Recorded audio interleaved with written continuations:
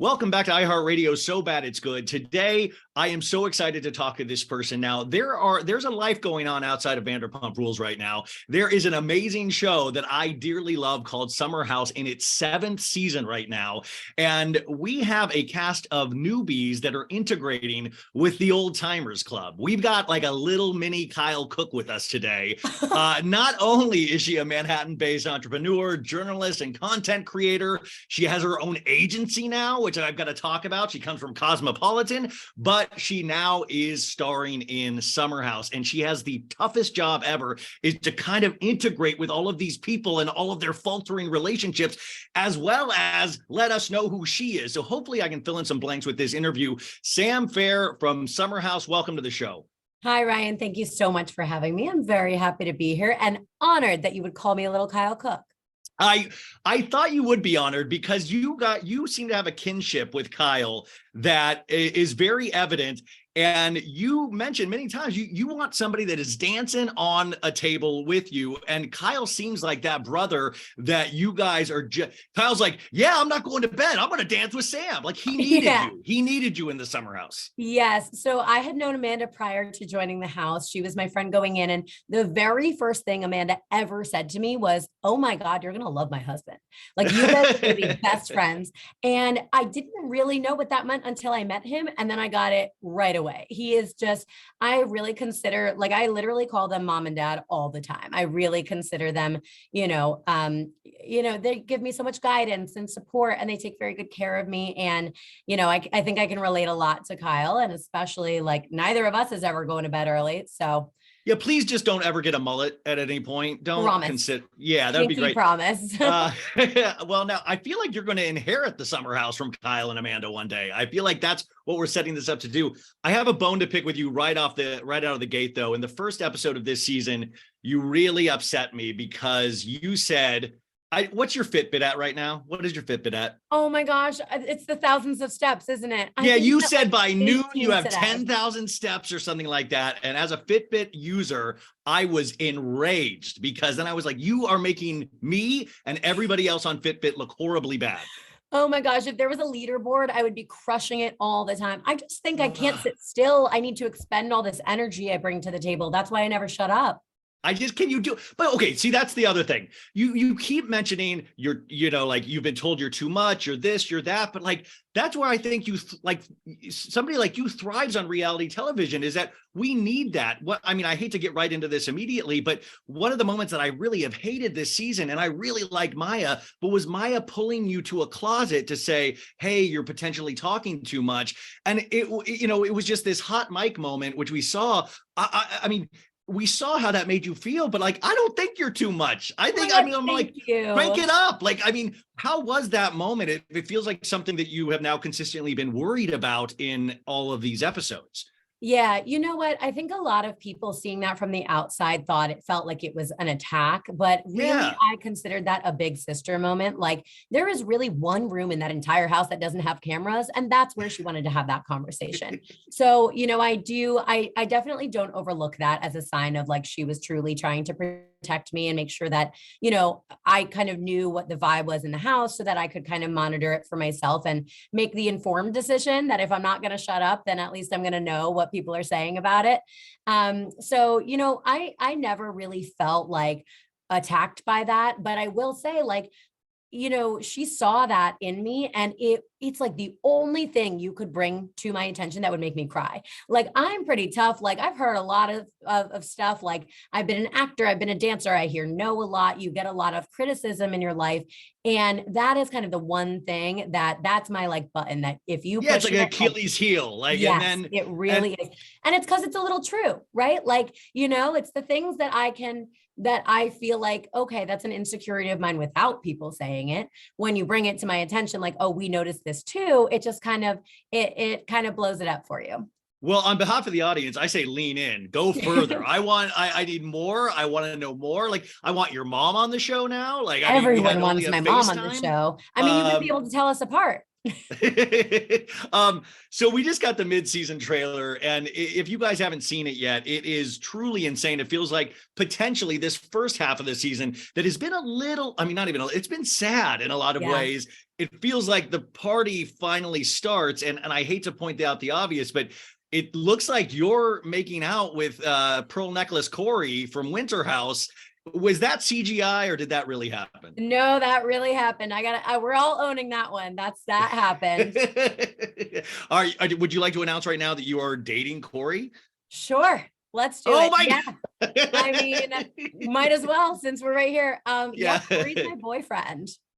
Wait, for real? Mm-hmm. I know, right? Like, wait, I'm excited. I'm glad you're excited too. I get a little hot saying it still.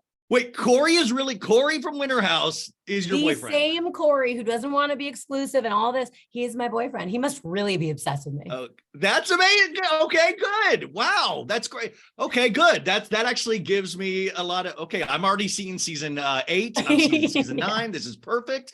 Okay, well, that was huge news right out of the gate. But what is it like to come onto a new show? You're already nervous.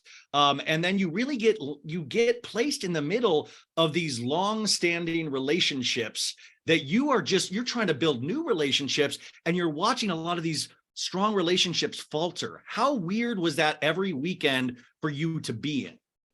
It's weird because you want to go in with an open mind and a clean slate with everybody, make new friends, and you really want to form your own opinion. But you're walking into an environment where there is so much history and so much that happened before you got there. So I think, the way I navigated that was I can't comment on anything that happened before I got here. I didn't watch the show. I only knew Amanda going into this. So I wasn't really privy to any of those relationships, before I arrived. So coming in, what I can comment on is what I'm seeing in real life, how my friends are treating each other, how they're treating me, what the relationships look like in that moment.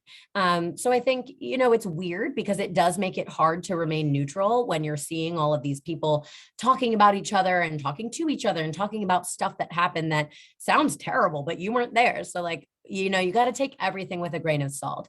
And I think, keeping my distance from that stuff, from the history of it all, first of all, is only fair. And second of all, allowed me to really kind of form my own friendships and opinions on people and not go in with any kind of preconceived notions. Well, no, I mean, can you speak to the casting process for this? Because as soon as I would get cast, I would go watch every season of Summer House and see what I'm dealing with. Did they tell you purposely not to? And what was that process of getting cast for Summer House? I can't really speak to the casting process, but what I can say is that like I said, I knew Amanda in advance, and she felt like I would be a good fit in this group of people, which luckily turned out to be correct.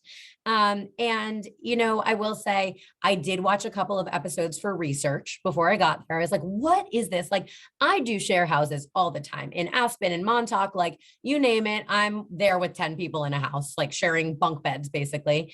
So, that environment is nothing new to me. But, when you're going into a place where everyone's known each other for a decade, you want to know a little bit about what the vibe is. And, even further, when you know that you're going to be on surveillance 24/7, what are they capturing? What are we going to see? Trying to put yourself in these people's shoes.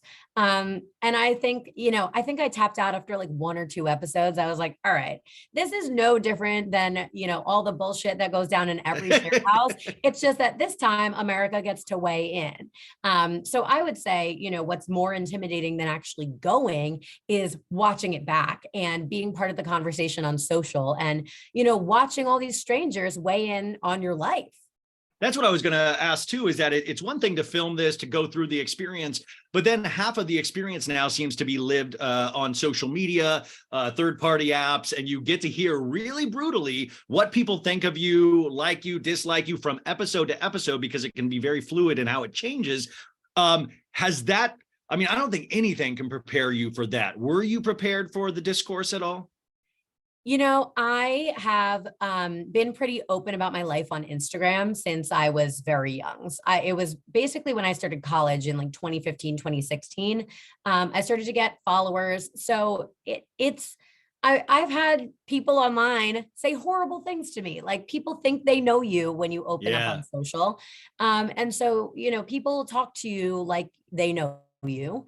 And people make assumptions about you based on what they see. And so I had a little bit of a taste of it. What I didn't realize is that Bravo fans are absolutely rabid to learn more about your life, to tell everyone else about your life, to share Yeah. their opinions. And the key for me has been staying localized with it. Like I stay up on Instagram, I post all my stuff, I engage with people in my comments.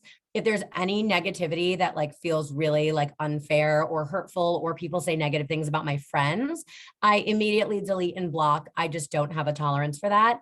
But the key for me has really been staying off of Twitter and off of Reddit, because that's where people really get unfiltered. They get down and Yeah, dirty. it's a garbage can. It's a It's a garbage complete can. It's a garbage can. dumpster fire. I was like, I don't need that to start my like week off, right? Like, I know. and I'll like get that's why sent I go on links. my 10,000 step walks. I'm like, expend that energy. I don't need Reddit. Well, that's like I read it. Like I'll get sent a link, like I'm mentioned or the show's mentioned, and then I'll be like, I'm just going down a bad rabbit hole. If I Yes, you open get this, sucked in. it might be good, but then you're gonna hit that one comment that just kills you to your core. And I actually read something recently that even if you're reading something negative about yourself, you have a hit of serotonin when you see someone else talking about you. Yes. So the more you do it, the more you crave it and the more you get sucked into it. And I am really not the kind of person who traditionally lets other people's opinions phase me. Like I get rattled, I get shaken, I get knocked down, but I always stand back up, and I really try to be unapologetically myself.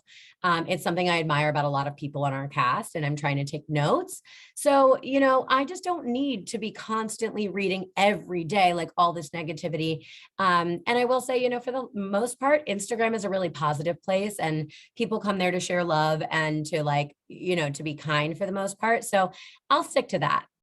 Yeah, no, I mean, that's a really smart idea, especially in your first season. But it's weird that to watch that transfer take place now, especially in reality shows, where to be hated is almost giving you that same boost as to be loved. And I was like, we used to just want to be liked. And now people Yeah. are like, yeah, I'm the villain. I'm going to lean into it. Were you worried going into this how you would be perceived? I mean, like, just because you've always been a highly positive person, but I always think, what would be the one thing America would take away if I ever deemed to be on a reality show? What would they find out about me that I potentially don't know?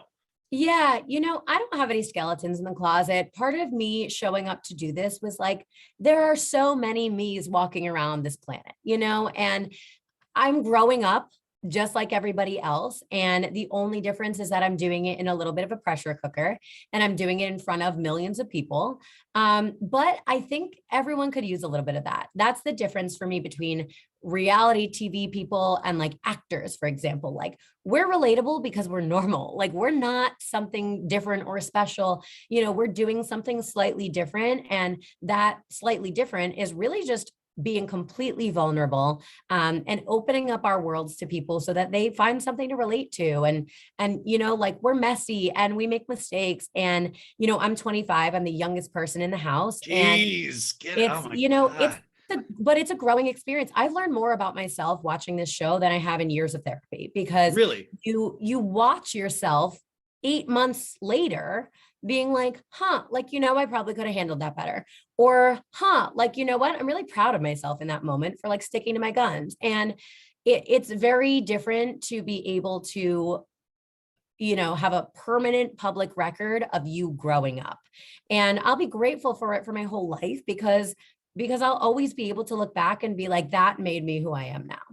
Can you give an example of what this filming, like, one of the things that did change about you watching it back, or how you did grow? Yeah, I mean, honestly, the too much thing, I sound like a broken record talking about it, but for me, part of that was a lesson in just like how other people perceive you. And like, I was very upset after that. The next couple of weeks after that conversation, I felt myself being reserved and being quiet, sitting out of conversations where I would otherwise interject, and, withholding opinions. And watching those couple episodes after that, I was like, that was stupid. Like, just be yourself, girl. Like, Yes. we like you. And then one thing that I always credit Corey with is he allows me to be my biggest, brightest, loudest, most unapologetic self. And when that comes into the show, which you'll start seeing tonight and you'll see, throughout the rest of the season, I'm like, I like myself so much better when I'm just me, Yeah. And so the comparison for me between the first half of the season and the second half of the season is so stark, the contrast, because you see me kind of getting my footing and being a little intimidated, uncomfortable, trying to like shrink myself to make other people comfortable. And then in the second half, I'm like, fuck it. Good. And that is me. Like that I love. And like watching myself experience that growth is really special to me because, it forced me to do some self-reflection and be like, are you going to be yourself even if it makes other people uncomfortable? Or are you going to let them tell you what to do and who to be? And I made my choice. You made the right decision. You made the right decision by being yourself. So. You also talk about in the beginning, you were talking about the idea of having a roster in terms of dating. You always got to have a few on the bench. You got to be rotating. And it was a very interesting way to look at dating as sports, which it is. And, you come in, you were talking, now you're potentially a feeder system into dating Madonna. We had the boxer that it didn't work. You didn't like the boxer. Like that obviously was not. I don't like him. I don't love him.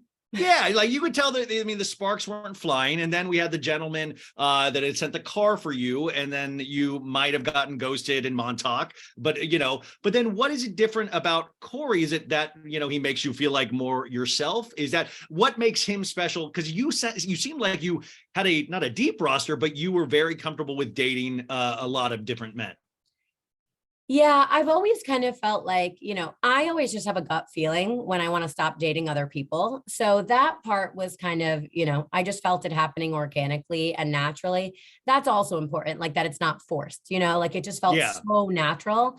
But my parents have been together for decades. I mean, we are coming up on, I was born on their 4th anniversary and I'm 25. So, like they are the love story that dreams are made of. And something that my parents always say to me is the right person makes you a better version of yourself. Like you don't have to change, but you are just the best you when you're around them. I've had the privilege of watching Lindsay kind of discover that with Carl, I think he makes her a better version of herself. And it has been a really long time since I felt like a guy did that for me. I always have felt myself shrinking or changing or accommodating. And from the jump, like I was 100% me around Corey because he's 100% him. And he like loves that I'm so big and crazy and loud. Like one of the early things he said to me, like I made a joke about being too much. And Gabby was like, oh yeah, like that's stupid. And Corey goes, too much for who? And I was like, yeah, you know what? Like, that's it. That's what I'm looking for. And like, I never have to beg him to get up on the countertop with me. I never have to tell him, let's go out tonight. No, you guys both have way too much energy. Like I'm tired of you guys partying at night and then getting up early to work out in the morning. Like, let's just chill. Let's just get hungover and do what I do and just pig out in front of please. I mean, just do it once for me. Corey and I will wake up at 7 a.m. after going to bed at 3 a.m., drink some pre-workout and get it going. Like you guys suck. You guys suck so bad. That's so not fair. I know, we're evil. Oh my gosh. Okay. I wanted to talk really quickly about the Feher agency because you do come from this cosmopolitan. Like, what is the goal for you and what is your agency all about? Because I find it fascinating. You really truly have this full-time career. I always think it's funny. People think reality stars, well, they're just reality stars and that's all they do. And it's like, you have this full-time career that is going to be here probably long, long after reality shows potentially in for you. What is the Feher agency all about?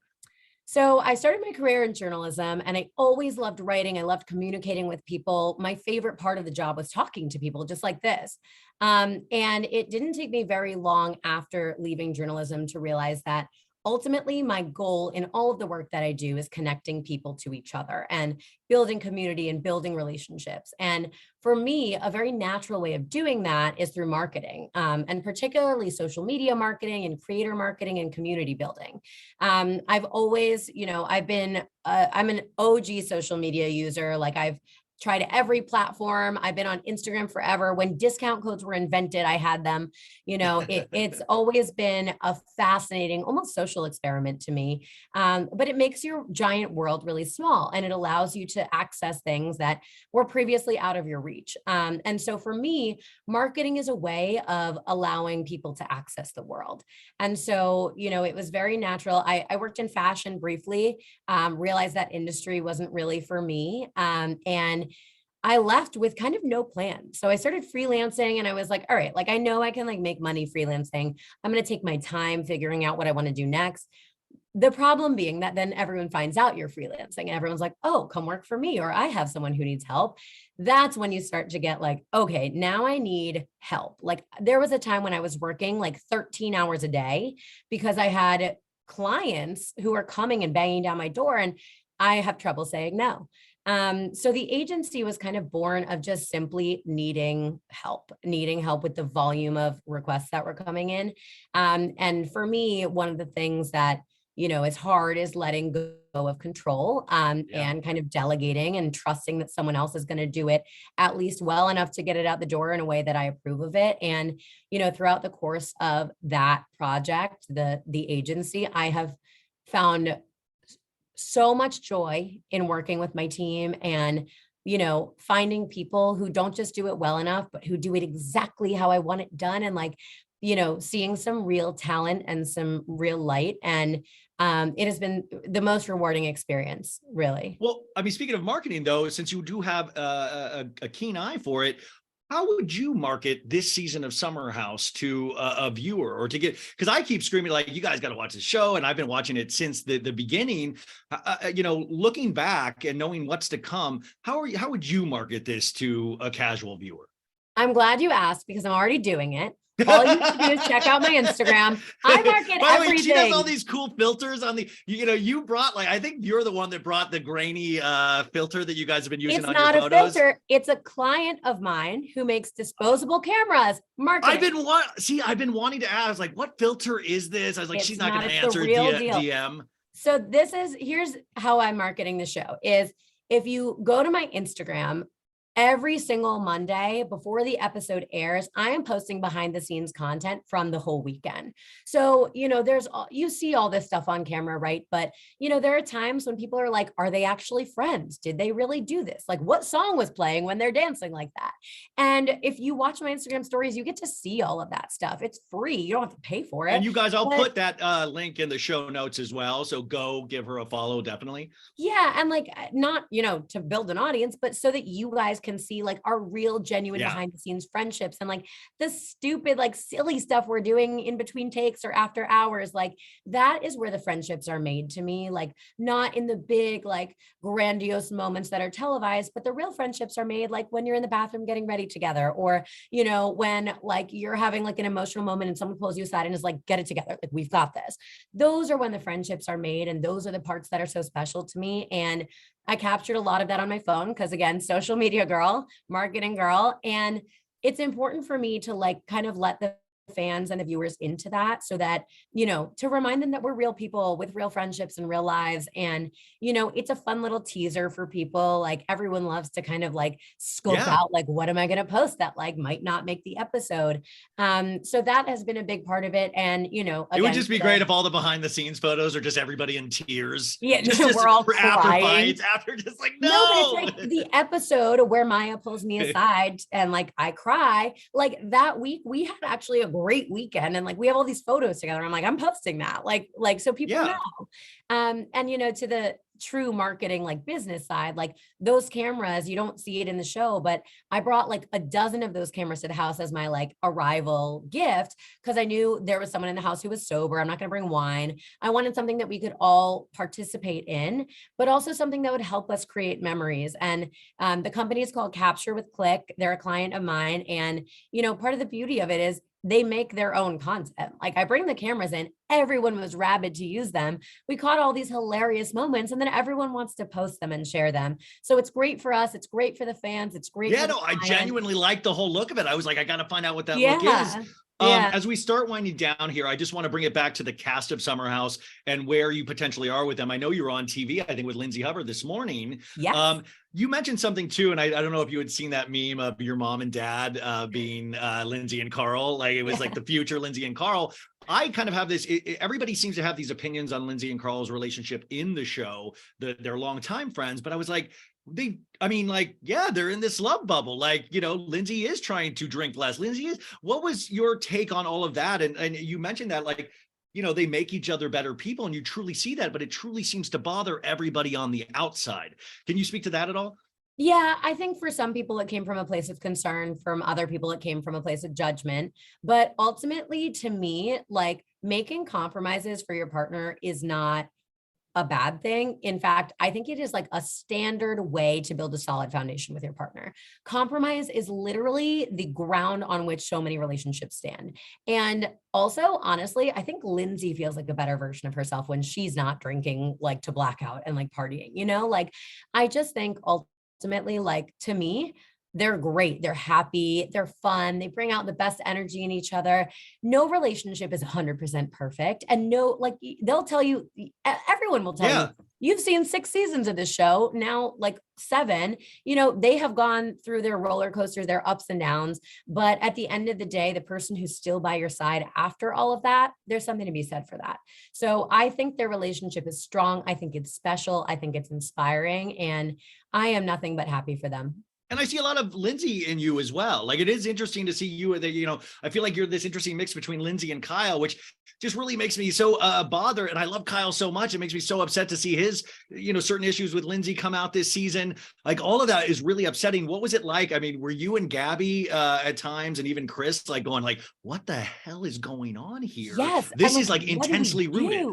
Yes. I mean, again, it goes back to, they have so much history. And anytime you've been friends with somebody for that long, stuff happens. And I think one of the things that's beautiful about this show is that we're a real group of friends. We have real problems, real drama, whatever, but the show forces you to confront them. Nothing stays under the surface too long in that house. And I think ultimately, like, the way we confront each other is not always the best. Half the time we're drunk, it's at 2 a.m. Someone's holding Burger King. Like, it's like not the best way always, but it all gets out there. And then we have the opportunity to resolve it. And so, yes, there were times when Gabby and I are looking at each other like, oh no, like, what have we done? But, we also have this, beautiful opportunity to grow up, to be forced to grow up in a way that, like, we will be able to reflect on forever. Kyle doesn't want to grow up. Kyle does not want to grow up. He does not want to do that. Kyle's 40, so Kyle's like running out of options here. I think the mullet is coming to its and decade. him in the kitchen eating cookie dough all the time by himself. He's just, and you mentioned that earlier about the behind the scenes. What is play? Because he brought a whole DJ system. Like, do you guys does he have like a mega mix? Does he have like a power hour? What does he do? So we, a lot of times we play like, Bravo Beats, cleared music that we're allowed to put on television. Bravo Beats. We get very familiar with those songs. You'd be shocked at how many not real songs we know the words to. But besides that, like, when it's late night, the big cameras go down. We're just on surveillance, like, having like our late night parties. There's a lot of like Machine Gun Kelly. We go like old school bops. Like, we go modern. We've got a whole crazy mix. Everyone in the house has different tastes. If you ask Corey, it's Migos on repeat. Like, I will tell you, the one thing that I really got out of the summer is my taste in music has broadened significantly, because Danielle's an emo. Like, Kyle is like a teenage girl. Corey's like a rapper. Like, if he had a job in his life, it would be an ad-libber. Like, what is Paige like? What is Paige into? Paige likes to stay in bed. Paige doesn't want to be. She does. She loves the horizontal. She loves horizontal. She loves her best work is done there. I don't think Paige has any playlists on her phone. Paige is chilling. And then 2 more questions. We saw in the mid-season trailer, and this has been leading up to this, is the dissolution in the friendship between Danielle and Lindsay, which it just makes my stomach hurt every time I see this, because I genuinely like both of them. And it really just kills me. Was it even more upsetting watching this in person? I mean, I guess you didn't have like the foundation of like knowing the previous seasons of like how insanely close they were, but this one I really don't want to see. What what was that like being boots on the ground for some of these conversations that we're going to see? It is like if you took your heart and like stuffed it into your own throat. You literally like the feeling in the room when something like this is going down, it like sucks the energy out of you. Like it's so heartbreaking because it doesn't take long to figure out that they are truly sisters. And I just know that both of them felt so gutted by some of what was going on, and it comes through. Like their reactions are so raw that, again, it's something that like really is unique to what we do, that like you can see in the height of the emotion, the height of the moment, exactly how someone was feeling, and the way you feel about it watching it is exactly what it felt like there, only like 100 times more intense, because we wake up in the morning and, you know, we go to bed at night in that house all together. And it's really hard to escape the feeling of just like something so good can turn into a moment of dread so fast. And there were definitely times when you don't even know what to do with your hands. You're just sitting there like, yes, exactly. I was watching yeah. the trailer and I was like just hugging myself, going like rocking back and forth like a maniac. Because I mean, but I want to believe that there is a way back. And even though these two have kind of been very persistent in saying that, like, no, it's, you know, this is going to take a while. I mean, do you see a way back here? I mean, please say yes. I mean, there's got to be. Absolutely. I mean, these people have so much love for each other, and that's what all of this is born from. If it wasn't love, like if it wasn't best friendship, they wouldn't be fighting. They would just let it go. All of this fighting, all of this like anger is really fear. I think they're scared of losing each other. And it's coming out because we're in a pressure cooker. It's coming out so intensely, but they wouldn't have the back and forth if they didn't care, if they didn't want it to work out. They just wouldn't fight. They would just let it be. So I think that alone is a sign that there's a path forward. And, you know, we're all going to be in a room together in a couple of weeks at the reunion. And we're really hoping that instead of getting worse, it gets better. I just hope Andy doesn't do a clip package where he's showing them each horrible thing that they've said about each other in like Watch What Happens Live and stuff like that. I'm really hoping. And also Studio 54's party, that was a bomb. We saw that. Hopefully Gabby will I love Gabby and I hope it gets better. And then finally, do you go on double dates then with Craig and Paige? Because Craig and Corey are BFFs. So we do spend time with them, and you know, we both are traveling, like all four of us are traveling to each other a lot. Corey and I did New Year's Eve in Charleston this year, and Paige and Craig were in the city too. So like we always try to connect when we're in the same places. But for example, when Craig and Corey did their Watch What Happens Live, I hadn't even been announced the Summer House cast yet. I'm sitting in the audience watching. And then afterwards we all go to Paige's apartment and like eat food and like hang out. So we love spending time with them. It's really fun that like Corey and Craig had their history, and that, you know, Paige and I got to form our own friendship before the boys were involved. And Paige and I just have so much in common. This is our second set of roommates we've dated. Second set. What are the first set? My ex-boyfriend lived with the guy she used to date. So they were roommates, and Corey and Craig used to live together in college. Like we are literally living parallel lives. I read Craig's book. Yeah, he talks all about Corey and they being an amazing race. Anyways, Sam, Summer House, you are amazing. I was really looking forward to this one, and I can't wait to get to know you more. Will you do another season if we do get another season of Summer House, if you're invited back? If they call me, I'm going. I'm out to the Hamptons. That's perfect. You guys, Summer House, it is on every Monday night. I recap each one of these episodes for better or worse. Summer should not be sad. Summer should be fun. And hopefully in the second half of the season, we see that. And Sam, just keep being you, because I think you are excellent for reality television. And I hope to get to talk to you again in the future. Thank you so much, Ryan, for having me. I really appreciate it. It was awesome talking.